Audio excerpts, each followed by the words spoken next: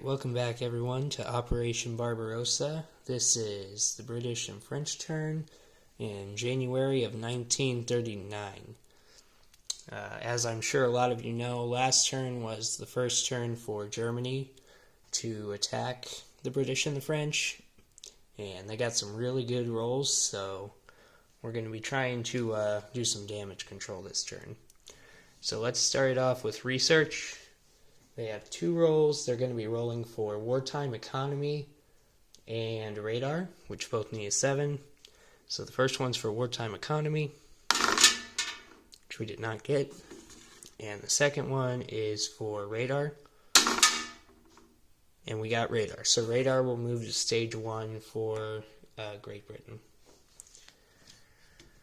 Okay, so to start off with purchases, I'll show you these real quick. For the British, we are finishing the light cruiser and the light carrier that were on the production chart, as well as buying an infantry and a colonial infantry, which will take all of their $15. For the FEC, we have a militia upgrade token, and an infantry, which will take their entire 7. And for Anzac, we have an infantry and a militia upgrade, and they will save $1. Okay, so to start off for British combat movement, the first thing that we're going to do is carpet bombing. This strategic bomber is going to go 1, 2, 3, carpet bomb there, and then come back 4, 5, 6. And come back to London. So we will go ahead and roll for that. It's 3 12-sided dice, and we need a 1 or a 2 to get any hits.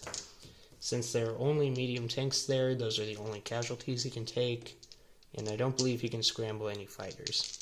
So let's go ahead and roll for that. Did not get any. Alright. And secondly, we're going to take the fighter in London. He's going to go 1, 2, and attack the transport in C-Zone 24 and destroy it. Since the subs cannot hit planes, they can't stop that. Okay. And then I think that's it for combat movement.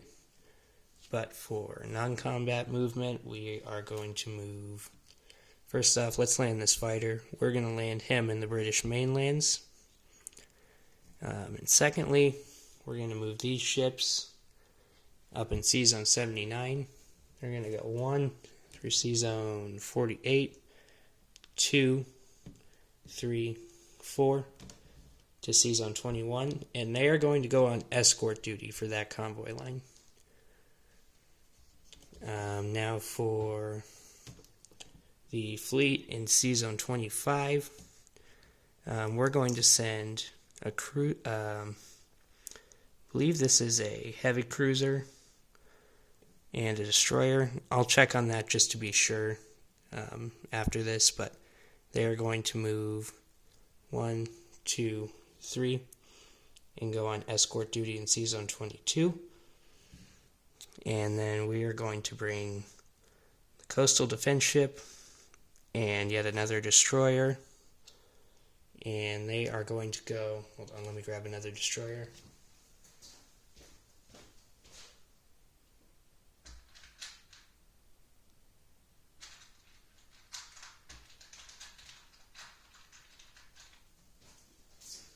Okay.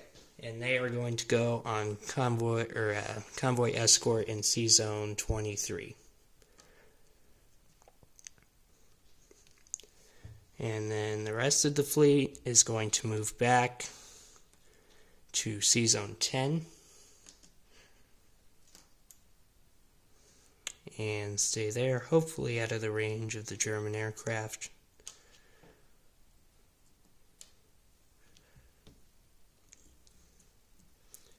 And I believe the last thing is to move the medium bomber in London and move him to northern England.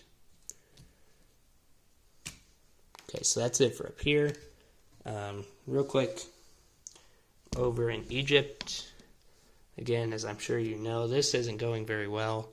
So all of the infantry in eastern Egypt, which is a total of 5, are going to move to Transjordan, if they'll stand up. Okay. That's that done. And that is everything for the British over here. So let's go ahead and do placement. So they have, as I said before, a colonial infantry and infantry in 2 ships. The light carrier and the light cruiser are going to Sea Zone 10.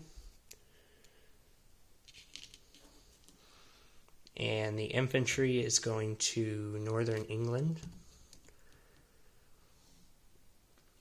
And then the colonial infantry is going to Transjordan.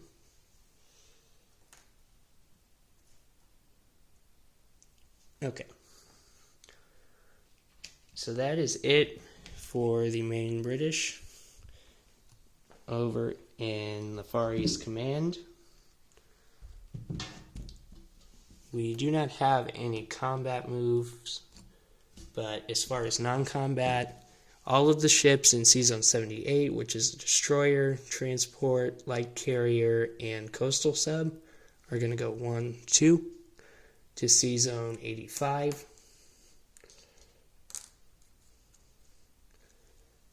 As well as the fighter in London is going to land in Sea Zone 85. And the troops in southern India will go to Calcutta.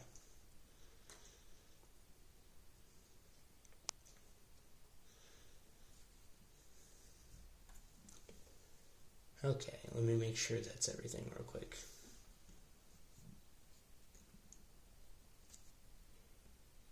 Yep, I believe that's it. So over in, actually let's do placement real quick. So like I said, we've got a militia and a militia upgrade. So we're going to place a militia in Calcutta and upgrade the militia that's there to an infantry. And we've got 1 infantry to place with the production. Okay, now finally for Anzac. There's not a whole lot to do over here, other than we are going to take the guy in Western Anzac, or Australia, excuse me, and rail move him back to Sydney.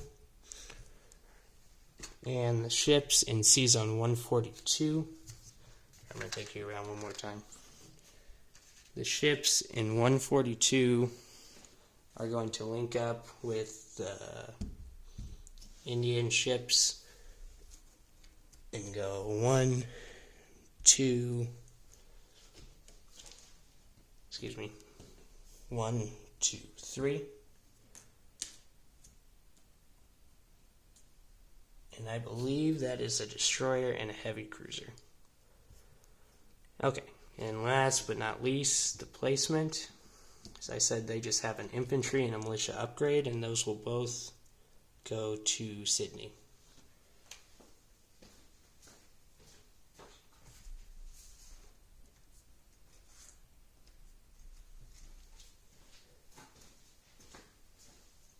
Okay. And of course, arguably the strongest part of the British Empire, the French. Their Free French ships are simply going to move 1, 2 to Sea Zone 79. And I believe that that is everything for this turn for the British and the French. So thank you all for watching, and I will see you next time.